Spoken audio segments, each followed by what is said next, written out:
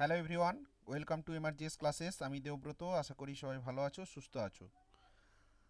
তো আজকে এনটিপিসির যে গ্র্যাজুয়েট লেভেলের সিবিটি ওয়ান পরীক্ষা আজকে কিন্তু কমপ্লিট হলো। এরপরে যে পরীক্ষাটা হবে এনটিপিসির আন্ডার গ্র্যাজুয়েট লেভেলের সিবিটি ওয়ান পরীক্ষা। তো সেই সিবিটি ওয়ানের পরীক্ষা কোন মাসে হবে, তার পরীক্ষার ডেট কি হবে, সেইটা নিয়ে আমরা আজকের ভিডিওতে আলোচনা করব। চ্যানেলে নতুন হলে অবশ্যই চ্যানেলটাকে সাবস্ক্রাইব করবে এবং বন্ধুদের মধ্যে শেয়ার করবে এবং ভিডিওটা শেষ পর্যন্ত দেখবে। এখন কথা হচ্ছে, যেহেতু এনটিপিসি পরীক্ষা গ্র্যাজুয়েট লেভেলের পরীক্ষা যেটা আজকে কমপ্লিট হলো, তাহলে এর পরবর্তী সময়ে জুলাই মাসে কি এনটিপিসির যে আন্ডার গ্র্যাজুয়েট লেভেল সেটা কি হবে, আর যদি না হয় তাহলে কবে হবে, এইটা নিয়ে আমরা কিন্তু আলোচনা করব। দেখো, এনটিপিসির যে গ্র্যাজুয়েট লেভেলের পরীক্ষা যেটা হলো, তার ভ্যাকেন্সি কিন্তু 8,113 ছিল এবং টোটাল ফর্ম ফিল আপ হয়েছিল এটা 58 লাখ সামথিং 40,861, এবং তার পরীক্ষা হয়েছিল কিন্তু 5 জুন থেকে 24শে জুন পর্যন্ত, অর্থাৎ আজ লাস্ট পরীক্ষা।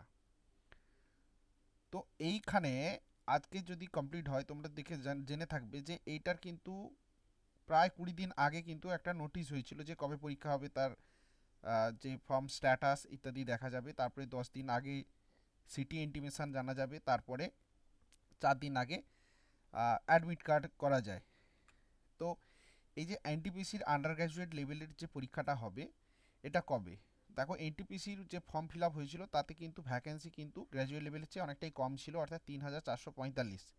কিন্তু আমরা যদি দেখি তার ফর্ম ফিল আপ কিন্তু আমার গ্র্যাজুয়েট লেভেলের চেয়ে অনেক বেশি ফর্ম ফিল আপ, প্রায় 5 লাখ বেশি, 63,26,818। এবং এখানে কিন্তু পার সিট কম্পিটিশান এবং প্রচুর, 1836। হ্যাঁ, একটা সিটের জন্য কম্পিটিশান করবে 1836 জন।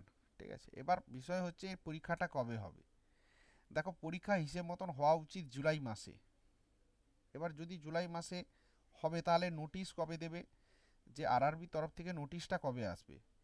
আজকে যেহেতু পরীক্ষা কমপ্লিট, কাল পরশু হয়তো আরও কিছু পরীক্ষা হবে, কারণ অনেক জায়গায় পরীক্ষা ক্যান্সেল হয়েছিল, সেগুলো রিশিডিউল ডেটে করাতে পারে।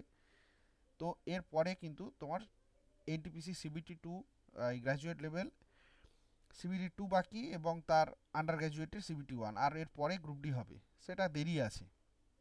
দেখো, যখন এই এনটিপিসির যে সিবিটি ওয়ান গ্র্যাজুয়েট লেভেলের পরীক্ষা হয়েছিল, দেখো তার যে এক্সাম হবে, তার এক্সাম ডেটের যে নোটিশটা এসেছিল, দেখো যে 5 জুন থেকে প্রথমে 23শে জুন, তারপরে সেটা কারেকশন হয়ে 24 জুন আবার এসেছিল। তো তার কিন্তু নোটিশটা দিয়েছিল 13/5, অর্থাৎ 13ই মে কিন্তু এই নোটিশ হয়েছিল। প্রায় দেখো 20-21 দিন আগে কিন্তু এই নোটিশটা হয়েছিল। ঠিক আছে, 20-21 দিন আগে নোটিশ হয়েছিল, এবং তার 10 দিন আগে থেকে সিটি ইন্টিমেশন লেটার কিন্তু, মানে সিটি যে কোথায় পড়বে সেটা কিন্তু জানা যাচ্ছিল।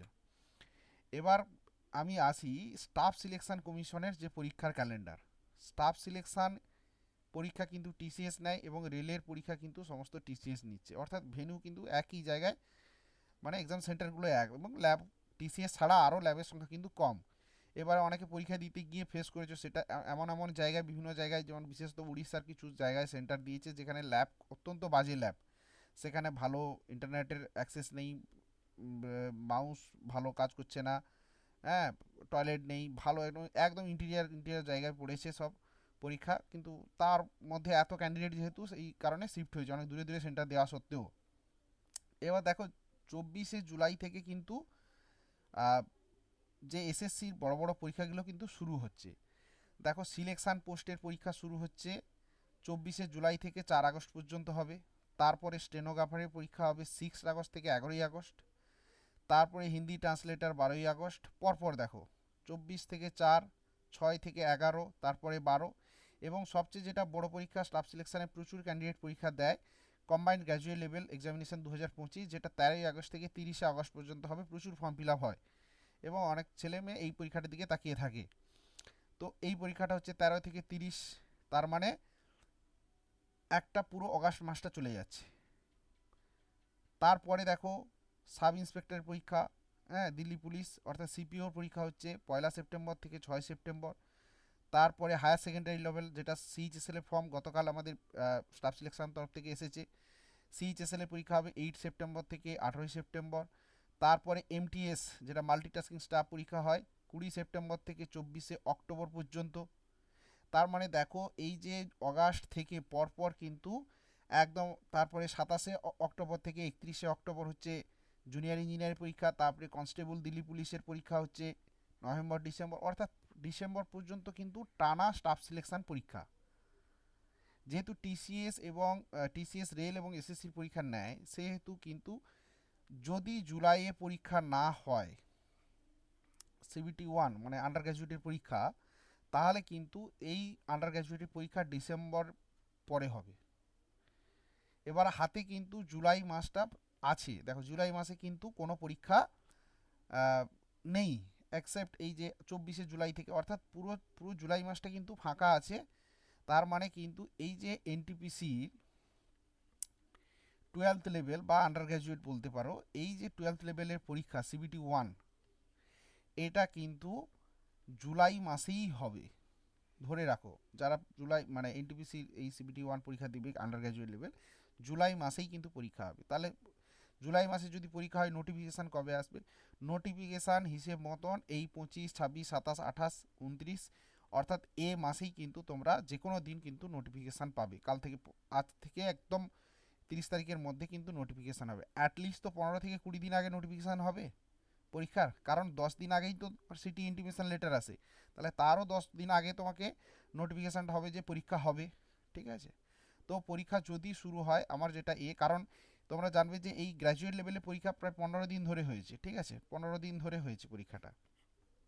তাহলে এখানে 15 দিন নয় অ্যাকচুয়ালি, মানে 5 তারিখ থেকে পুরো 24 তারিখ পর্যন্ত, এর মধ্যে 15টা শিফট ছিল, মাঝে রবিবার টবিবার ছুটির দিন বাদ ছিল। তো মোটামুটি ধরে রাখো পরীক্ষা জুলাই মাসের 15 তারিখ থেকে, 15, 16, 17 তারিখ থেকে শুরু হবে একদম। আমি যদি এই পরীক্ষাগুলোকে একটু কম ধরি, সিলেকশান পোস্ট স্টেনোগ্রাফার, মোটামুটি যে 13 তারিখ গ্র্যাজুয়েট লেভেল 13 তারিখ তার আগে পর্যন্ত আমি যদি ধরি, মোটামুটি 15 থেকে 20 জুলাইয়ের মধ্যে কিন্তু পরীক্ষা শুরু হবে এবং 5 অগাস্ট পর্যন্ত পরীক্ষাটা চলবে। বোঝা গেছে? অর্থাৎ জুলাই মাসেই এনটিপিসি 12 লেভেলে পরীক্ষা হবে, এটা নিশ্চিত। আর যদি না হয় বাই চান্স, তাহলে কিন্তু পরীক্ষা ডিসেম্বরের আগে হওয়া প্রায় অসম্ভব। তোমরা এই নোটিশটা দেখলে বুঝতে পারবে। ঠিক আছে, এইটা ছিল আমার আন্ডার গ্র্যাজুয়েটের পরীক্ষার ডেডলি। এবার আন্ডার গ্র্যাজুয়েটের পরীক্ষার লেভেল কী রকম হবে, এবছর যে লেভেল এনটিপিসির যে গ্র্যাজুয়েট লেভেলে পরীক্ষা হয়েছে তার মতন হবে নাকি তার চেয়ে একটু কম হবে? দেখো, এটা তো গ্র্যাজুয়েট লেভেলে পরীক্ষা ছিল, আর যেটা তোমরা এবার দিতে যাবে সেটা হচ্ছে আন্ডার গ্র্যাজুয়েট লেভেল, অর্থাৎ এইচএস লেভেলে 12 স্ট্যান্ডার্ডের কোয়ালিফিকেশানে। তাহলে স্বভাবতই গ্র্যাজুয়েট লেভেল এবং আন্ডার গ্র্যাজুয়েট লেভেলে দুটোর কিন্তু সিলেকশান প্রসিডিওর একই, অর্থাৎ এখানেও সিবিটি ওয়ান আছে, আন্ডার গ্র্যাজুয়েটেও সিবিটি ওয়ান আছে, তারপরে সিবিটি টু হবে, সেখানেও বিভিন্ন জায়গায় টাইপিং টেস্ট আছে, এখানেও আছে, অর্থাৎ অলমোস্ট সিলেকশান প্রসিডিওর সেম। তাহলে এখানে যে গ্র্যাজুয়েট লেভেলের প্রশ্নপত্র হয়েছে তার চেয়ে খুব কি কঠিন হবে না সেরকমই হবে, বা তার একটু ইজি হবে? এবার দেখো, এবারে যে পরীক্ষা হয়েছে ম্যাথস এবারে কিন্তু যে প্রশ্নপত্র হয়েছে তাতে কিন্তু বেশিরভাগটাই কিন্তু অ্যারিথমেটিক দিয়েছে এবারে। ঠিক আছে, অ্যারিথমেটিক দিয়েছে এবং কিছুটা অ্যাডভান্স দিয়েছে, যে পরিমাণ দেওয়ার কথা কিন্তু সেটা দেয়নি। ঠিক আছে, অ্যাডভান্সের বিশেষত কিছু কিছু জায়গা থেকে একেবারেই প্রশ্ন আসেনি, যেমন ট্রিগোনোমেট্রি থেকে, হাইট অ্যান্ড ডিস্টেন্স থেকে, কোঅর্ডিনেট জিওমেট্রি থেকে, এই সমস্ত জায়গা ক্ষেত্রে কিন্তু কোনো রকম প্রশ্ন আসেনি। প্রশ্ন যে জায়গাটা হয়েছে বেশিরভাগ ক্ষেত্রে 2D এবং 3D জিওমেট্রি থেকে প্রশ্ন এসছে। 2 ডাইমেনশান এবং 3 ডাইমেনশান যে মেনসুরেশন অর্থাৎ পরিমিতি থেকে প্রশ্ন এসেছে, এবং খানিকটা জিওমেট্রি থেকে প্রশ্ন এসেছে বেসিক। এই কয়েকটা জায়গা থেকে, এখান থেকে দেখা যাবে 5 থেকে 6টা প্রশ্ন কিন্তু টোটাল এসেছে। বাকি প্রশ্ন কিন্তু অ্যারিথমেটিক থেকেই হয়েছে। এবারে অ্যারিথমেটিকের যে স্ট্যাটিস্টিক্স পোর্শন থেকে প্রশ্ন কিন্তু এবারে হয়েছে, দুটো করে দিয়েছে, একটা দুটো করে কিন্তু স্ট্যাটিস্টিক্সের মিন মিডিয়ান মোড জায়গা থেকে প্রশ্ন দিয়েছে। ডাটা ইন্টারপ্রিটেশন খুব বেশি দেয়নি, কিন্তু অ্যারিথমেটিক দিয়েছে, এবং অ্যারিথমেটিক খানিকটা ক্যালকুলেটিভ হয়েছে, যেটা ক্যান্ডিডেটদেরই বেশ কিছুটা জায়গায় বেশ ক্যালকুলেটিভ দিয়েছে, ক্যালকুলেশান একটু বাড়িয়ে দিয়েছে।